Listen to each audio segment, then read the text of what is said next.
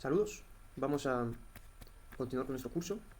En esta clase vamos a hablar acerca del control del flujo de ejecución de nuestros programas. Antes de nada quiero comentar, he declarado una serie de variables para la explicación de esta clase.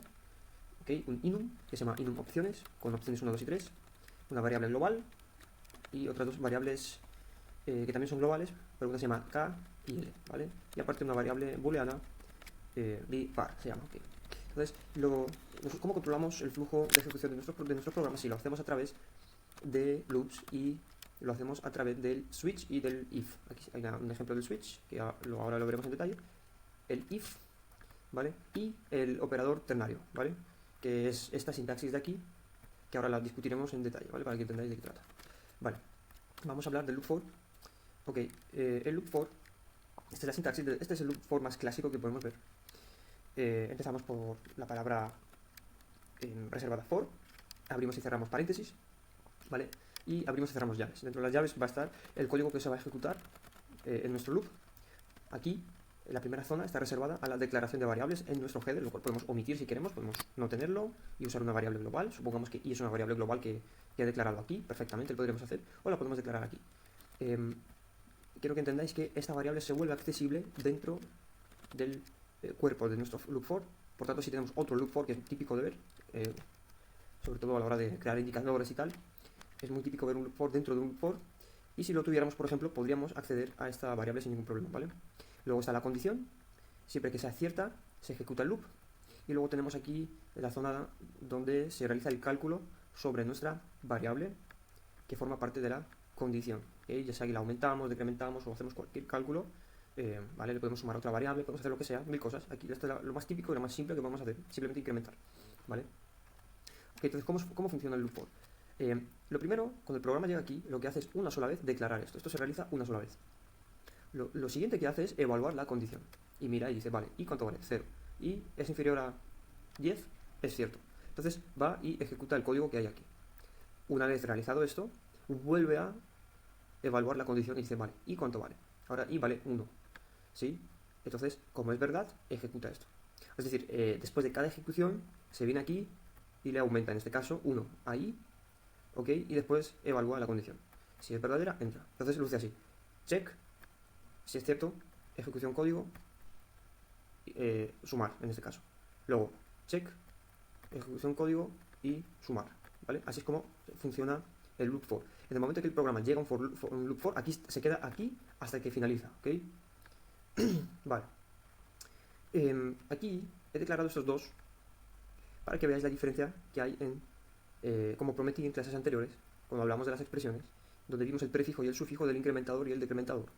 Vale. Aquí realmente no vais a ver ninguna diferencia, ¿vale? O sea, esto no afecta a la variable i si lo ponemos al principio o al final, ¿vale? No lo afecta. Sin embargo, sí vais a ver una diferencia en cómo afecta, por ejemplo, dentro del print a la variable k y a la variable l. Ambas, recordad, empiezan en 0. Sin embargo, cuando vayamos a imprimirlas, vais a ver que los resultados van a ser diferentes. Si yo vengo aquí y lanzo el script, vamos arriba del todo, como podéis ver, el valor de k empieza en 1. Lo que nos imprime es 1. Y sin embargo, el valor de l es 0. Y llega hasta 9, mientras que la k llega hasta el 10. ¿Vale? Y esto es a causa de cómo se efectúa esto. Primero se le ha sumado a la k 1 y luego se ha imprimido por medio de esta función. O sea, en otras palabras, la función recibe un parámetro, sí, este parámetro, pero antes de recibirlo, este parámetro se le ha sumado 1. Sin embargo, en esta función recibe este parámetro igual que aquí. Sin embargo, primero lo recibe, ¿vale? Y luego se realiza la suma, ¿vale? O sea, primero imprime 0, en la siguiente iteración ya l vale 1. ¿Okay? Entonces mi recomendación realmente es que juguéis, practiquéis, que seáis creativos y intentéis discernir esta mecánica por vuestra propia cuenta, usando loops, intentáis pues, jugar con ella, ¿vale? Ahora aquí pongo un ejemplo, simplemente os he puesto este ejemplo para que veáis la diferencia del prefijo y el sufijo del incrementador, ¿vale? Ok, quiero que entendáis una cosa. For loop no está sujeto a esto, ¿vale? Eso de inicializar ahí una variable, la condición y un incrementador o un decrementador. Esta es la forma más básica y simple de verlo. Pero podemos tener, como en este caso, he declarado múltiples variables. Aquí está i, j y m. Tengo múltiples condiciones, ¿vale? Y puedo, si quiero, usar este esta zona del header para incrementar o decrementar o cualquier cosa mis variables, las cuales forman parte de la condición, o no, o puedo, en este caso, por ejemplo, m se decrementa en el cuerpo, ¿sí? Cuando trabajamos con los loops tenemos que tener cuidado de no crear loops infinitos, muy fácil de crear un loop infinito, a menudo por un fallo en la lógica de aquí, o bueno, o en la secuencia de la ejecución, es muy fácil crear un loop infinito, ¿vale? Entonces hay que tener cuidado. Pero bueno, solamente quería mostraros que no estáis sujetos a una sola variable, a una sola condición y a utilizar esta zona exclusivamente para incrementar o decrementar. Lo que siempre es obligatorio tener es esto, la zona de la condición. Tú puedes utilizar variables globales, esto podría perfectamente ser variables globales y esto lo podríamos eliminar y tenerlas aquí y esto estaría vacío, o sea, esto estaría vacío, ¿vale? Y esto se tendría que quedar, ¿vale? Este punto y coma, ¿vale? Se quedaría así y ya está. Pero, vale, lo voy a devolver. Y esto lo podríamos eliminar también, ¿ok? Y modificar las variables dentro del cuerpo del loop for, ¿vale? Y se quedaría así, y esto no se nos quedaría así, ¿vale? Y no habría ningún problema. Pero lo voy a devolver. Pero, sin embargo, la condición siempre tiene que estar. Claro, el loop se tiene que ejecutar hasta que se finalice, o sea, hasta que la condición dé falso. Ok. Vamos a continuar. Y quiero que echemos un vistazo al continue y break. Vale. Aquí, esto es un for loop muy simple. Vale, vemos i, que empieza valiendo 0, la declaramos. Ojo una cosa, ojo con declarar variables cuyo identificador coincide con algún identificador del scope global. Vamos a tener un warning de tipo variable oculta, o sea, variable local oculta variable global. Entonces siempre le damos un nombre propio así exclusivo, ¿vale? Que no pasa nada si repetimos y como pertenece al scope local del for, no pasa nada. Pero si tuviéramos una i global, una variable con este nombre, una variable global, eso sí que tendríamos un problema, ¿vale? Ok, entonces i va a ser ejecutada hasta 100 veces y le vamos a sumar, le vamos a incrementar en 1 con cada iteración del loop. Empezamos con la primera condición y dice, y si i es 0, continue. Esto es lo que yo quería que viéramos. ¿Qué hace continue? Continue salta a la siguiente iteración del loop. Entonces, justo después de usar continue, lo que va a suceder es que vamos a venir aquí, ¿vale? Se va a, en este caso, sumar 1 a i, o sea, va a ser incremental en 1, y después se va a evaluar la condición y va a volver a entrar en el loop. Si se encuentra otro continue, pues vuelve a hacer lo mismo, ¿ok? Es muy útil para saltarnos líneas, para, no sé, por ejemplo, cuando se rellena un array y dices que, vale, todos los números negativos no los quiero dentro del array. Entonces tú dices, vale, si el número es menos a 0, pues fuera. O lo meto en, bueno, ya habéis entendido la idea. O sea, la idea es el skip, el saltarse una línea, o sea, saltarse la línea de código. No quiero cortar con la ejecución del loop for, sino que quiero simplemente continuar a la siguiente iteración. Aquí hago lo mismo. Si i módulo 2 me da un residuo de 0, o sea, en otras palabras, lo que estoy mirando es decir, vale, si es un número par, me va a dar 0, ¿vale? Si i no es un número par, entonces me va a dar 1. O sea, perdón, me va a dar cualquier resto, ¿vale? 1 no, me va a dar el resto. Pero si, o sea, si esta operación de entrega 0 significa que i es un 2, un 6, un 8, un 10, un 12, etcétera, etcétera. Entonces, skipeamos, pero si me da residuo, nada, entonces se va a ejecutar esto, va a decir i no es par y luego echamos un vistazo y decimos, vale, cuando i vale, o sea, llega a 51, break, ¿vale? Decimos i vale 51 y decimos break. O sea que el break sí que finaliza con el loop. Como vemos, el loop, si no fuera por este break, se ejecutaría 100 veces. Pero como nosotros utilizamos break, rompemos con la ejecución del loop aquí, cuando i llega hasta el 51. ¿Ok? Vale, dicho eso, creo que podemos continuar. Ahora, ¿vale? La clave está en que entendáis estas mecánicas y realmente la práctica es la que hace el maestro. Lo suyo es que juguéis mucho, que practiquéis. Como dije al inicio del curso, pedirle al chatbot que os dé ejercicios con el loop for, ¿vale? Aquí yo no lo estoy enseñando, pero como dije, los for loops se utilizan mucho para iterar dentro de un array. Antes de pasar al do while, por ejemplo, quiero mostraros cómo se hace para iterar a través de un array, ¿vale? Voy a declarar aquí un array, del tipo double, me da igual, lo voy a llamar array, lo voy a poner que tiene 100 elementos y ya está, ¿vale? Y lo voy a llenar. Incluso, mirad, tipo double no, tipo string, ¿vale? Un array de tipo string. Y vale 0 y es inferior a... Ahora bien, hay que utilizar aquí una función la API de MQL5 ¿vale? Que básicamente nos entrega el tamaño de un array.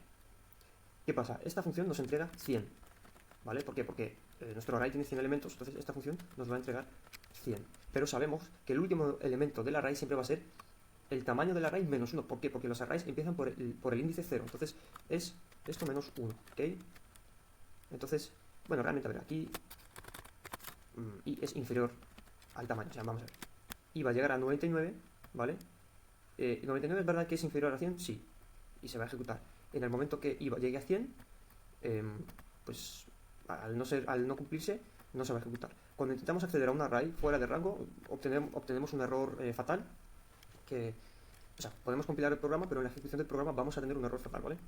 Bueno, y ahora, en este array, yo accedo al cuerpo del array utilizando i, y le voy a meter, por ejemplo, hola más i. ¿Qué acabo de hacer? Estoy diciendo, dicho aquí, vale. Y no solamente le vamos a imprimir print array y me vamos a imprimir el índice i. Ok, ¿qué acabo de hacer? Estoy accediendo al índice del array utilizando una variable en vez de un número escrito en duro. Como i empieza valiendo 0, pues voy a acceder al índice 0. Al índice, a esa variable le voy a asignar el valor de hola barra baja más el valor de i. Pero ¿qué pasa? Ya veremos un poquito más en detalle el tema este de casteo explícito de tipos de datos, que suena muy complicado, pero es una cosa muy tonta, que simplemente pongo, por ejemplo, yo sé que i es un tipo entero, ¿vale? Aquí está. I es un tipo entero, ¿vale? Ok. I es un tipo entero. Pero yo necesito que sea hola más, este operador más, cuando lo utilizamos en el contexto de strings, lo que hace es concatenar. O sea, esto va a quedar así. Si lo imprimimos, va a quedar así, ¿vale? O bueno, hola 0, luego hola 1, hola 2. Bueno, para poder concatenarlo, yo necesito convertir este tipo de dato, que es de tipo entero, a un tipo string. Entonces, simplemente abro y cierro paréntesis y escribo string, ¿vale? Y al lado nuestra variable, ¿sí? Entonces, cuando lo imprima, vamos a ver pues lo que hemos dicho. De hecho, voy a reducir el número de los elementos para que no sea demasiado largo. Vamos a ver si ha quedado bien o quizás puede tener un error. Vamos a verlo, no lo sé. Ah, efectivamente, ahí está. Hola, 0, 1, 2, 3, vale. Ok. Y así es como se hace para pues, popular un array, ok, de elementos.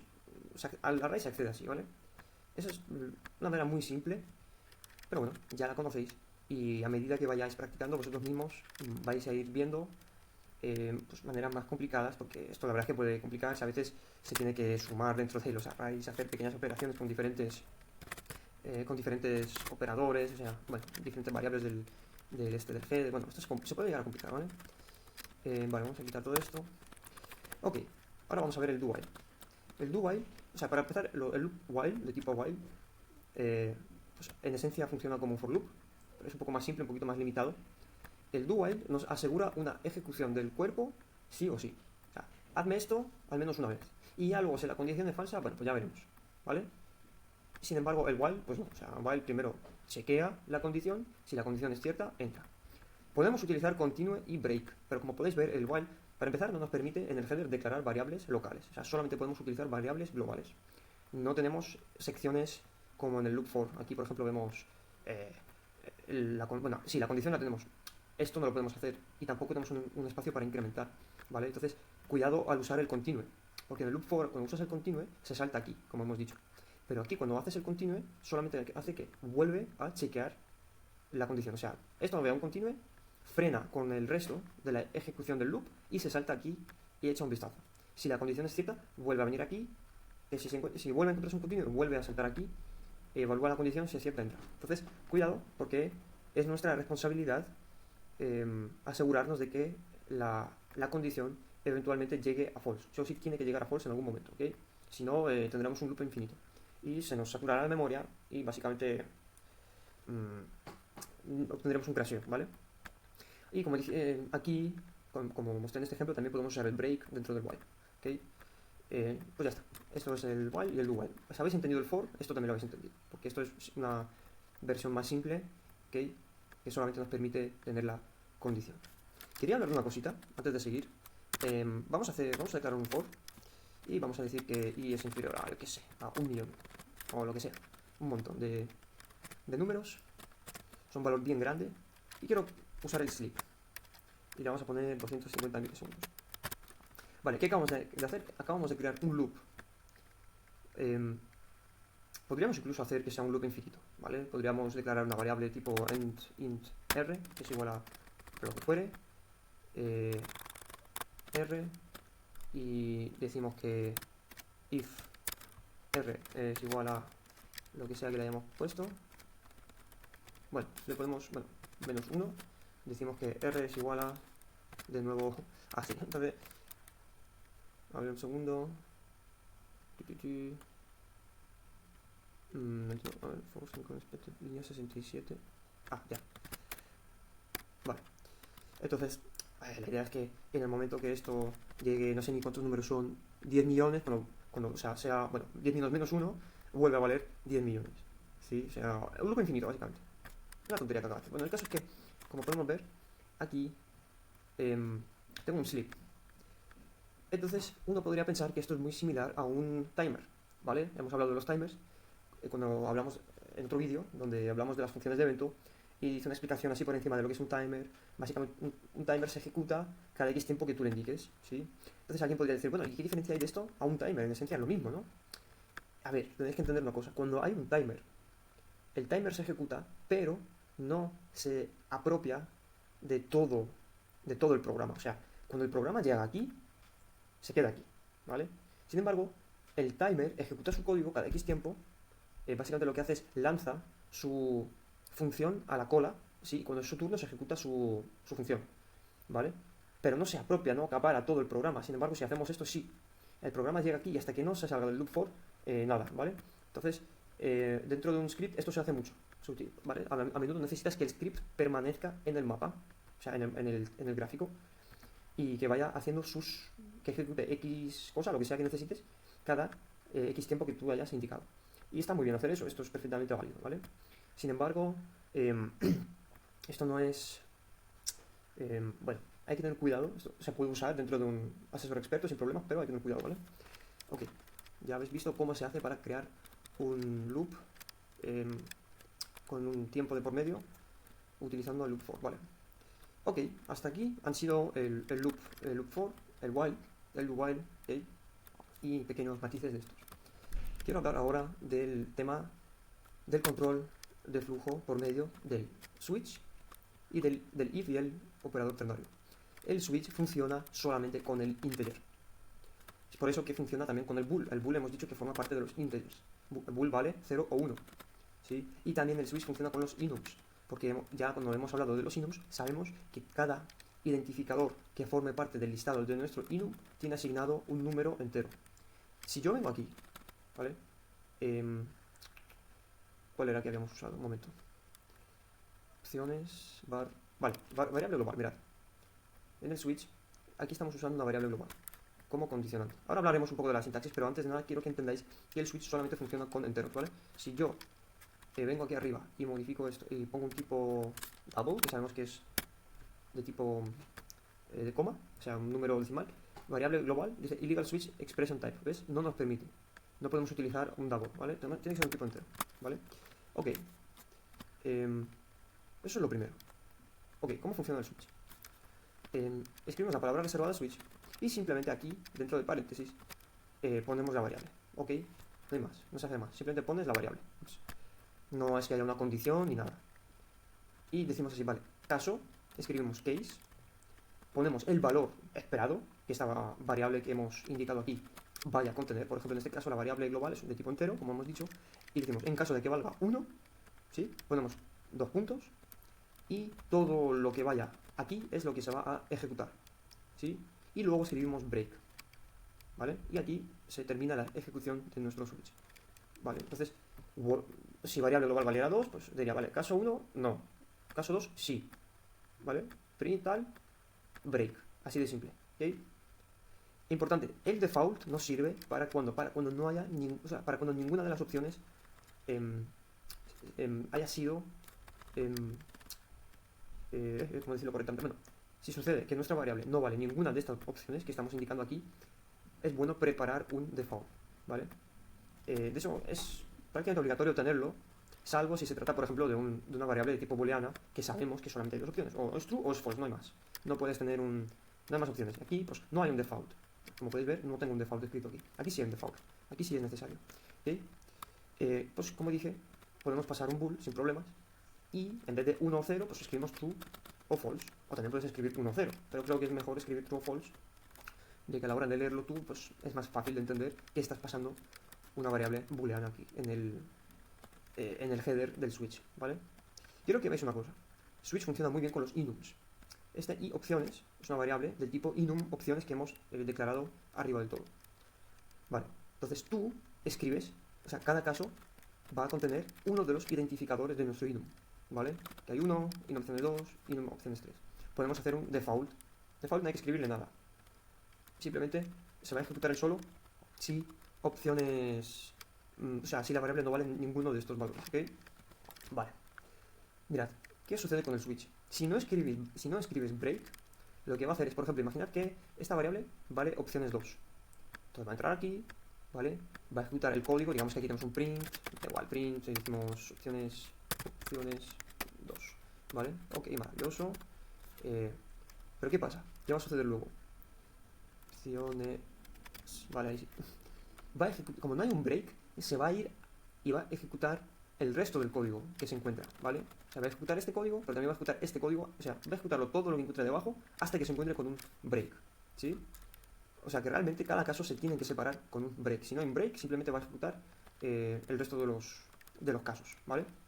Ok, sabiendo eso, quiero que sepáis una cosita más en el tema del switch. A menudo va a suceder que vais a tener la necesidad de declarar una variable, ¿sí?, dentro del scope por ejemplo, de aquí. O sea, aquí en el switch decís, vale, si opciones vale 1, bueno, y necesitas declarar una variable al vuelo, ¿sí? No es una variable global, es una variable local. Por ejemplo, int, así, ¿vale? Bueno, y le damos un valor. Si yo compilo me va a dar error. No puedo. Yo no puedo declarar variables dentro de un caso. Así tal cual al menos. ¿Cómo hago? Tengo que abrir y cerrar llaves. Ahora sí puedo hacerlo, ¿vale? Entonces voy así y lo hacemos así y ahora no hay ningún problema, ¿vale? Simplemente para que lo sepáis, que podéis declarar variables en caso de que tenéis esa necesidad. A menudo sucede que la vais a tener y es un fastidio no poder hacerlo dentro de cada caso, porque os toca entonces ir y hacerlo pues, con global o, bueno, hacerlo de otras formas. Sin embargo, sí podéis declarar variables dentro de cada caso si le añadís estas llaves, ¿vale? Bueno, vale, lo voy a quitar, ya lo he quitado. Ok, esto es acerca del switch. Vamos a hablar ahora de los if. Quiero que echéis un vistazo. Esto es típico, ¿verdad? Este es un if. Aquí, ojo, en este if estamos considerando el enum, muy útil, ¿vale? Si decimos si opciones vale opciones 1, entonces entramos y hacemos esta línea de código. Si opciones vale 2, pues hacemos la otra, etc. ¿Qué sucede? Esto es típico de un if. O sea, esta es una estructura de ifs anidados. Sin embargo, estos no están anidados. ¿Por qué no están anidados? ¿Cuál es la idea de un if, de los ifs anidados? Es que en el momento que opciones, o sea, en el momento que yo entro aquí, ya no sigo evaluando los siguientes ifs, ¿vale? Cuando hablamos de las funciones, si recordáis, habíamos hablado del return, ¿sí? O sea, que usamos el return y salimos de la función. Pero ¿qué pasa si no estamos en el contexto de una función? Estamos, pues como en este caso, estamos en el contexto de la función de evento onStart, directamente, ¿sí? O sea, estamos ejecutando, o sea, este corchete de aquí pertenece a... perdón, vale, pertenece a este de aquí, ¿vale? O sea, no estamos en una función, estamos dentro de la función de evento, pero yo necesito que si esto se vuelve, o sea, si esto es verdad, que entre aquí y me ignore el resto de los ifs, o sea, que ya no me los evalúe. No me hace falta, primero, por optimización, y segundo, pueden darse casos, os digo que pueden darse casos, por ejemplo, no como en este, porque sé que no va a entrar, pero pueden darse casos donde realmente es un problema el hecho de que te siga evaluando el resto de los ifs, ¿vale? Entonces, yo lo que hago es añadir aquí else if. Ahora sí tengo una estructura de ifs anidados. Ahora yo sé que si este if es verdadero y me ejecuta aquí, estos ya no se van a ejecutar. O sea, básicamente es... Por eso es else if, ¿vale? Esta es la la sintaxis de todo, o sea, si esto es verdad, y si no, es si esto es verdad, y si no, esto es verdad, así, ¿vale? Ok, yo creo que se ha entendido. Y por último podemos terminar con un else, ¿vale? Simplemente else. Else sería como el default en esta estructura, básicamente. En realidad es prácticamente lo mismo. O sea, aquí este else va a actuar como el default. ¿Por qué? Porque, como ves, primeramente el else no tiene una condición como el resto. Esto sí o sí tiene una condición. Else es en plan, vale, escucha, esto ha sido verdadero, no. Esto ha sido verdadero, no. Esto ha sido verdadero, no. Entonces, pues, aquí ponemos print ninguna opción. Vale, yo qué sé, algo así. Vale, se ve que... Ah, sí, esto, claro, si no lo quito, pues...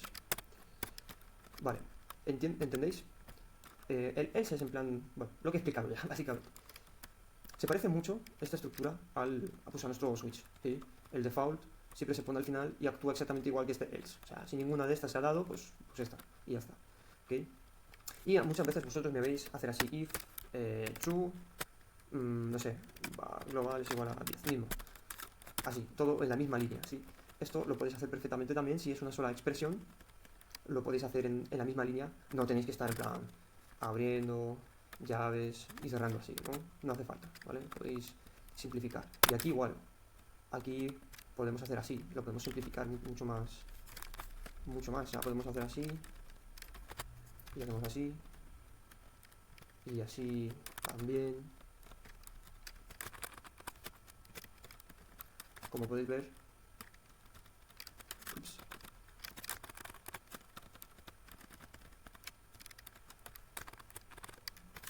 esto es perfectamente válido. Como veis, un código mucho más compacto y simple de leer. De hecho, esto lo podéis nivelar, muy útil también. Lo podéis hacer así si os apetece y nos va a funcionar perfectamente. No me acuerdo si esto se podía separar también. A ver, sí, esto también es perfectamente. Lo podemos separar y ordenamos nuestro código. Si os gusta verlo así, todo bien ordenadito, pues también lo podéis escribir de esta forma. Ok, vamos a hablar del operador ternario. Muy útil, también os digo muy útil. Mirad, básicamente decimos, tomamos la variable, o sea, bueno, la variable. A menudo esta es la forma de usarlo, ¿vale? A menudo es más o menos esta es la forma. Echamos un vistazo y comparamos. En este caso, por ejemplo, yo tomo la variable de tipo enumerador enum opciones y digo, vale, opciones 1, vale, esta es la condición, ¿sí? O sea, en otras palabras, hasta aquí es la condición. En primer lugar, como podéis ver, aquí tengo la clásica expresión de comparación. Aquí tengo lo que comparo. Y una vez que he terminado de comparar, yo escribo esto. ¿No? Esta es la pregunta, ¿no? Esto es como pues, la clásica pregunta, ¿no? Tú cuando estás escribiendo, ¿ha llegado mamá? Y pones ahí al final ese símbolo de interrogación. Esto es lo mismo. Esta variable vale opciones 1, ¿sí? ¿Qué pasa? Si es verdad, se va a ejecutar esta parte de aquí, ¿vale? Luego ponemos 2 puntos y se va a ejecutar la otra parte. Solamente hay 2 opciones. Es muy simple, una sintaxis muy comprimida y vais a ver que es útil, de verdad. Simplemente tened en cuenta esto y cuando escribáis vuestro código sobre la marcha, vosotros mismos veréis la necesidad de estas cosas, ¿vale? Entonces, decimos que variable global es igual a symbol ask y variable o, si esto da falso, entonces va a valer symbol bit. Y aquí quiero rápidamente explicar una cosa acerca del tema del casteo explícito de tipo de datos. Mirad, la variable global sabemos que es una variable de tipo entero y esto pertenece al listado enum symbol info double, ¿vale? Que es un enumerador que viene ya por defecto con MQL5, ¿vale? Y esto es uno de los identificadores que forman parte del listado de este enumerador, ¿ok? Así como opciones 1, opciones 2, 3 forman parte del enum opciones que declaré al inicio, así también symbol ask forma parte de este enumerador, ¿vale? Como sabemos que los enums tienen un valor asignado por defecto, ¿verdad? 0, 1, 2, a menos que ellos hayan especificado otra cosa, ¿vale? Y son de tipo entero, entonces yo puedo asignar el valor que este identificador contiene y asignarlo a mi variable de tipo entero sin ningún problema, ¿vale? Y lo mismo aquí. Esto también pertenece al mismo listado. Ahora, dentro de la función, eso es una función de la API de MQL5 que nos permite acceder a información del símbolo, como el precio, el spread, el volumen, historias, ¿vale? Y yo necesito, bueno, aquí esto es para indicar el símbolo. Este barra baja symbol significa el símbolo del gráfico, o sea, directamente accede y echa un vistazo al gráfico y dice, vale, si estoy en el... O sea, y simplemente toma eso, el símbolo del gráfico, ya está, en el cual el script o el programa haya sido lanzado. Vale, pero ¿qué pasa aquí? Yo estoy usando var global. Si yo quito esto, Ups. ¿Vale? Y compilo, me da error. O sea, básicamente, symbol, mirad aquí, symbol info double con string, ¿vale? Enum symbol info double. ¿Qué me está diciendo? Está diciendo, esto recibe un parámetro de tipo string y el otro parámetro tiene que ser de tipo enum symbol info double, ¿sí? Pero yo le estoy pasando un string, porque esto es una variable del sistema predefinida y contiene el símbolo al cual nosotros hayamos lanzado. Bueno, ya lo que expliqué antes, ¿vale? Esta variable retiene esa información, ¿vale? El tipo del símbolo. Sin embargo, este var global es una variable de tipo entero, ¿sí? Y le hemos asignado el valor correspondiente a cada uno de estos identificadores. Pero yo no lo puedo usar así como así, aquí. Esto necesita un enum symbol info double, sí o sí. Entonces, por eso que yo hago ese casteo explícito, o sea, abro y cierro paréntesis, ¿vale? Y esta variable la convierto a una variable de tipo enum symbol info double, ¿vale? Eso es lo que quería explicaros. Ok, y con esto terminamos la clase.